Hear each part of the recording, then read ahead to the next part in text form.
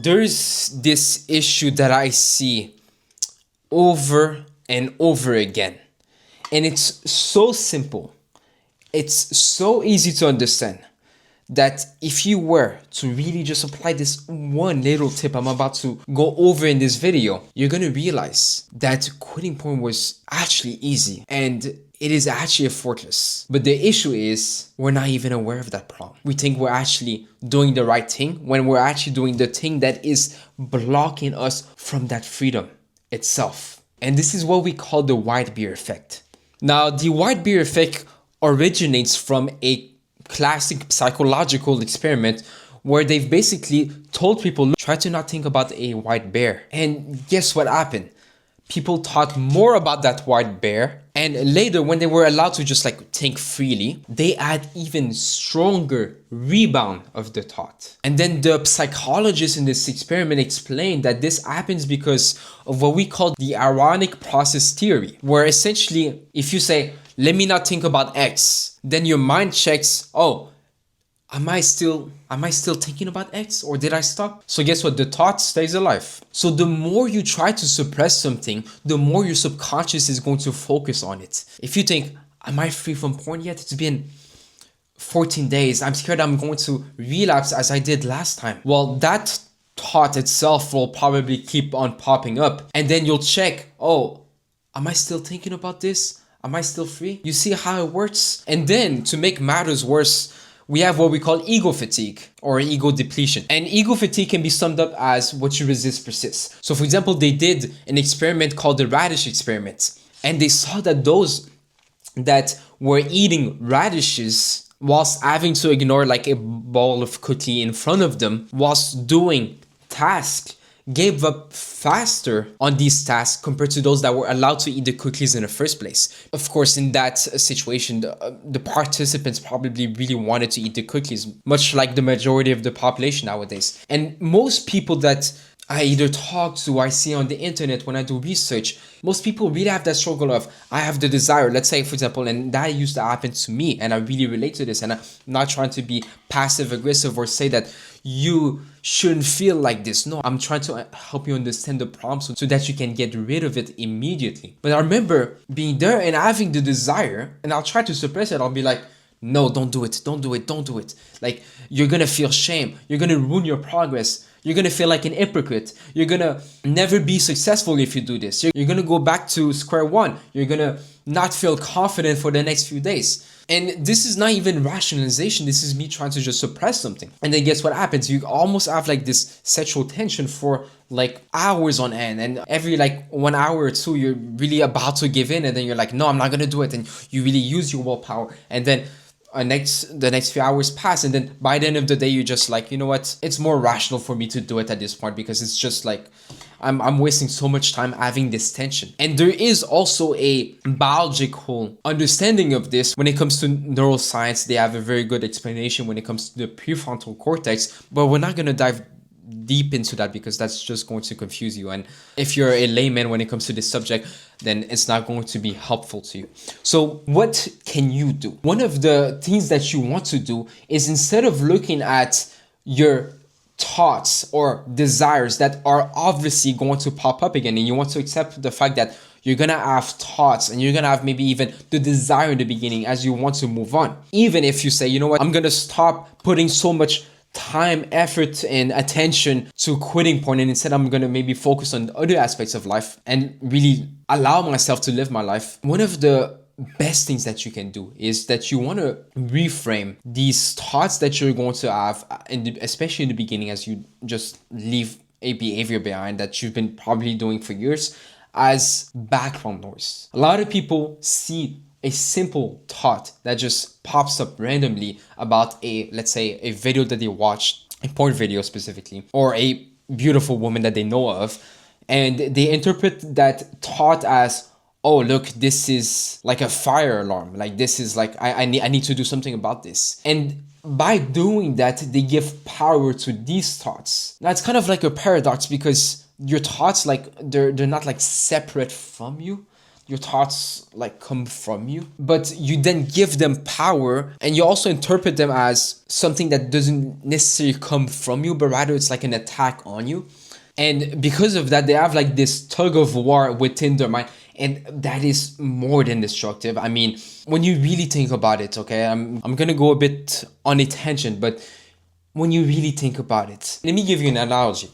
Quitting porn could be done just by taking a knife and killing, let's say, the animal. But instead, what do people do? They try to get as much ammunition, as many weapons. They try to get the most sophisticated weapons, like an RPG, let's say, for example, and the best rifle that they can get their hands on. And they try to like make sure that they're ready to go and kill that animal properly. And maybe you can see what I'm trying to say here.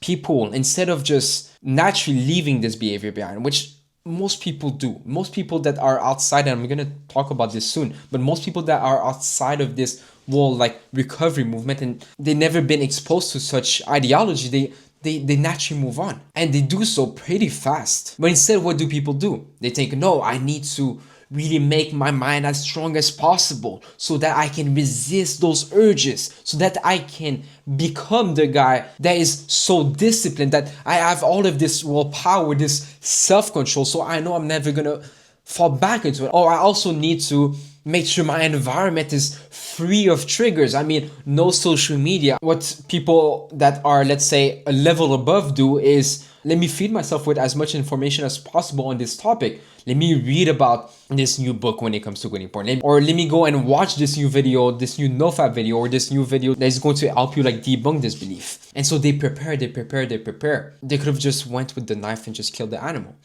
I talked to dozens of guys in real life. I've been around people that share this passion for self-improvement in general, and building personal projects and improving themselves, like people that are motivated by self-actualization, because I am as well. And talking to these people, I remember them coming up to me and saying, oh yeah, I've been free from porn and masturbation for a long time. I mean, I stopped back in like 2024. I stopped doing it the moment I realized that I needed to focus on my business. Or I stopped doing it the moment I got closer to God. I stopped doing it the moment I knew I could be with this woman that I really wanted to be with. And you see how they just naturally move on because they find a good reason to move on? This is the knife, the good reason. That's all people need sometimes. But people instead go with the approach of, no, I have certain flaws in myself. I have certain beliefs. My brain, because of the brain changes, I'm different than anyone else. Whilst these guys, literally, I'm telling you, on average, everyone starts watching porn towards the same age. We're talking about like around puberty. Maybe before puberty, like the age of 8, I see a bit more these days. Or after puberty, like at the age of 14, 16, it really depends. And most people have the same sort of story where they got introduced to it by a friend, or whilst they were at school, they got exposed to it. But like these people, they never watched the NoFap videos. They never thought, oh no, I feel powerless when it comes to this. They never thought that they could feel powerless in front of porn. They never had this narrative in their mind, and guess what happened? They moved on naturally. Now here's an issue, and I'm gonna give you a very good tip here. A lot of people think, well, yes, Samir, that's true, but in the past I left porn and I maybe stopped thinking about it for a few weeks, a few months, and then I quote unquote relapse and I went back to square one, and then I started overthinking about it again, and the cycle maybe kept on repeating. And so this is where you really want to reinterpret your past attempts at quitting porn and to not look at them as success or failure, because this is again the wrong game that we're playing. If we think about success or failure, you don't want to have success or failure, you want to have guidelines. Because when you have guidelines, you say, okay, well, my intention, for example, is to quit porn and masturbation. Well, the moment that if, let's say, for whatever reason you do watch porn again, well, now you're going to be able to say, okay, I watch porn for this specific reason. Let me learn from it, so now I can make a different decision. Now you go with a rational approach rather than an emotional one, which is what most people do when they quote unquote relapse. They just say, you know what, I'm never going to do it again. I really don't want to feel like this again. I feel so much shame. Why did I do this? And so on. So instead of interpreting your past attempts of quitting porn, oh yeah, I went 60, 90 days without porn. And because that happened to me, okay? Going 90 days, 120 days without, thinking that you would be free forever and that now all was said and done. And then you found yourself going back to porn. And then you use that as evidence that yeah, maybe I'll never quit. Instead, you want to simply say, you know what? In the past, I was operating based on an old software.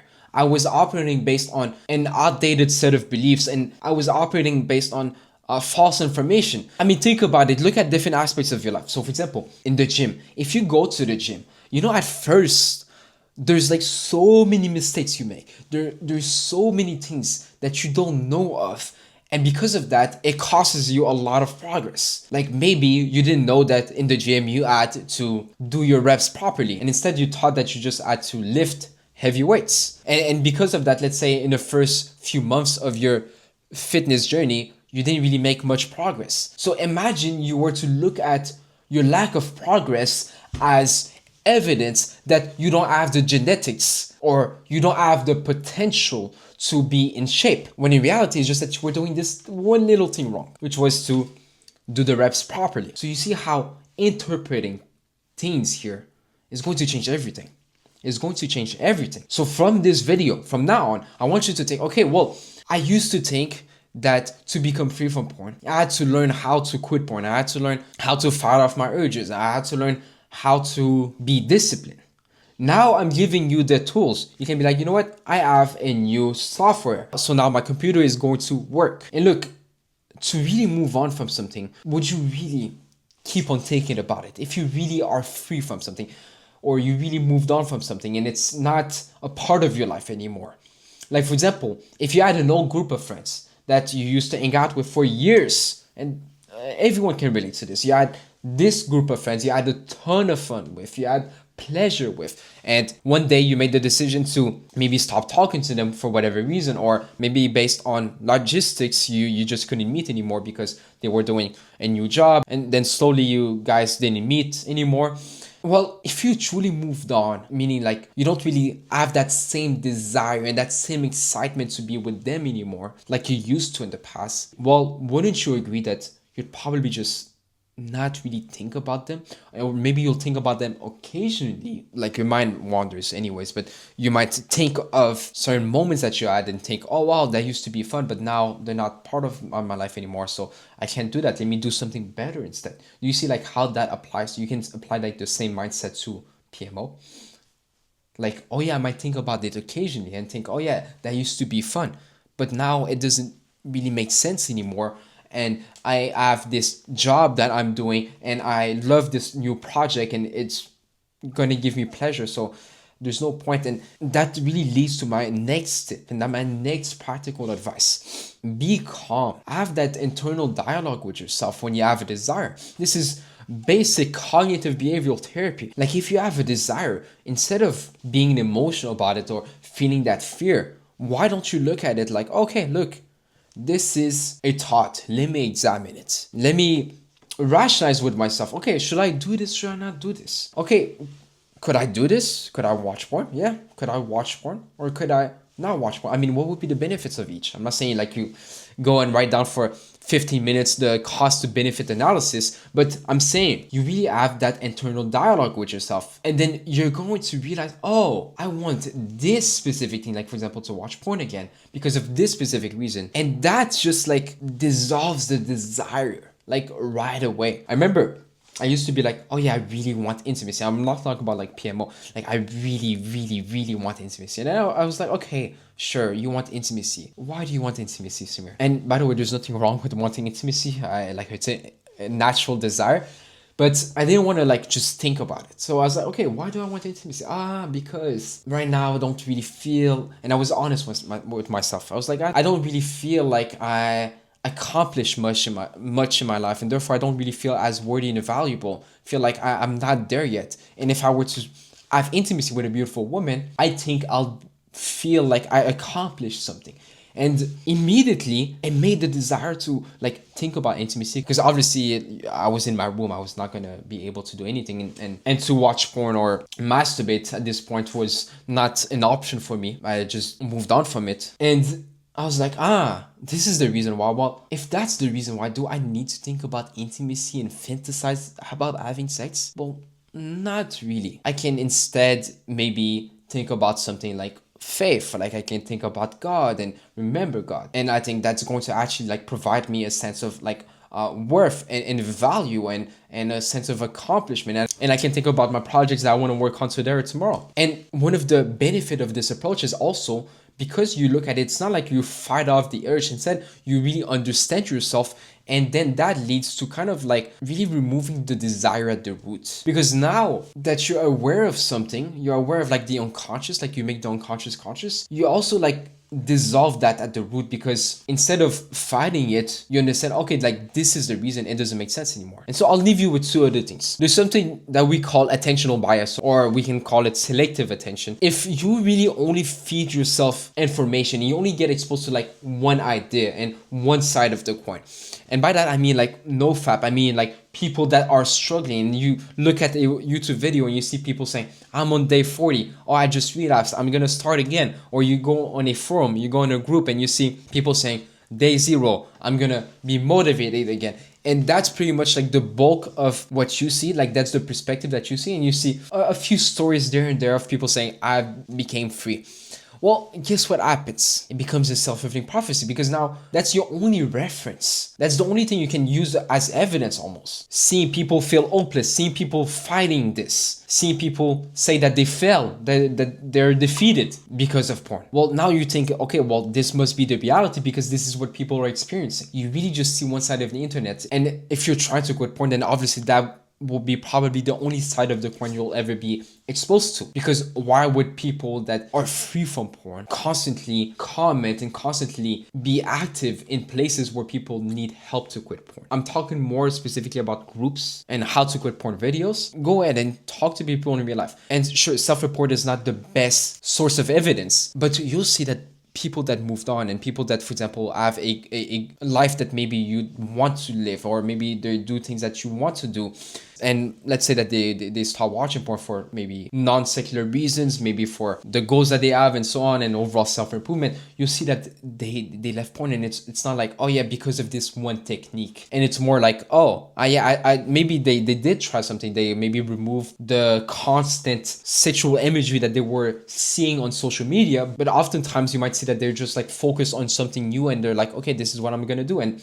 they naturally moved on. And one thing which I really want you guys to be careful of is to never feel hopeless. I mean, hopelessness can be defined as a perceived lack of options. You think you can't do anything. You think that this is your reality. And this is, again, like why I was talking about you only see one side of the coin. Objectively, this is not true. Meaning, sometimes we only see something, and like I said, like attentional bias. You only see one thing. But if you were to be a bit open-minded, just like I explained in my courses, you've seen it before. If not, go and watch it right now. Plato's cave, where he shows in his cave that there's people that look at the shadows on the wall and they think that this is all there is to life, to reality. They're closed-minded. And when the people that go outside of the cave tell them, actually there is a place outside of the cave where you'll see the real things, you'll see real life. You won't see just shadows, you'll see the real items behind those shadows. And they say, no, this can't be possible. Let me just look at my shadows. And they just stay there. They stay inside of the cave their whole lives. You need to open up yourself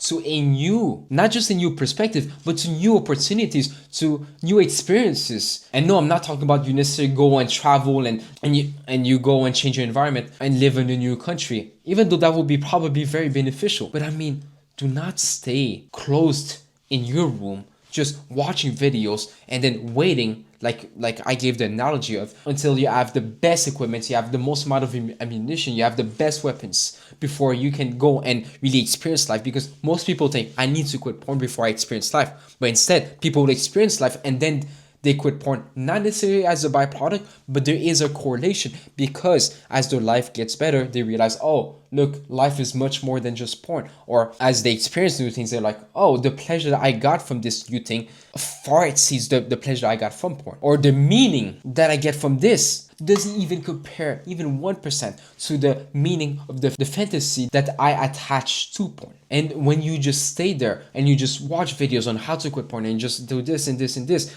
well, you're not experiencing life. You're not meeting new people. And I'm not saying that these are the solutions, that you need to experience something in order to quit. It wouldn't make sense. It's like saying, okay, just take this one pill and then you would quit this behavior, would adopt this new behavior. No, but for your life to go forward, it can't be. And this is again, I'll leave you with an extra tip. If you feel hopeless, map out your future. What does your future look like? This is one of the best ways to create meaning, but also to create a option where you're like, oh, this can be my life. Let me work. And I'm not just talking about goals. I'm talking about a version of yourself. And this is what we call self-transcendence. Humanistic approach in psychology talks about like how people are motivated to want to become their best selves. Go in and describe what would that future look like. Where do you want to see yourself maybe a year from now? That's going to give you a lot of hope. And as we know, all based on like real popular studies, hope is like one of the most important things. The moment you lack hope, the moment you feel hopeless, your life will not only stay stagnant, but it will also go downhill. So I highly suggest you go and you stop